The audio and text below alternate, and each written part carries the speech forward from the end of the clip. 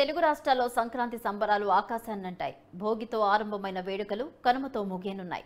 పల్లెల్లో సంక్రాంతి సందడి ప్రత్యేకంగా నిలుస్తుంది. సంక్రాంతి అంటేనే గ్రామీణ పండుగ. మన సంస్కృతి సంప్రదాయాలకు అద్దం పట్టేదే సంక్రాంతి. అలాంటి సంక్రాంతి పండుగకు ఇంటికి అల్లుళ్ళొస్తే చేసే మర్యాదలు ప్రత్యేకంగా నిలుస్తాయి. అనకాపల్లిలో ఇంటికొచ్చిన కొత్తల్లుడికి 300 రకాల వంటకాలతో ఆతిథ్యం ఇచ్చారు ఓ అత్తింటివారు. అత్తింటివారి మర్యాదలకు అల్లుడు సైతం ఉబ్బితబ్బిపైపోయాడు. స్థానిక బియ్యం వ్యాపారి కూతురు రిషిత వివాహం గతేడాది దేవేంద్రతో పెళ్లైంది.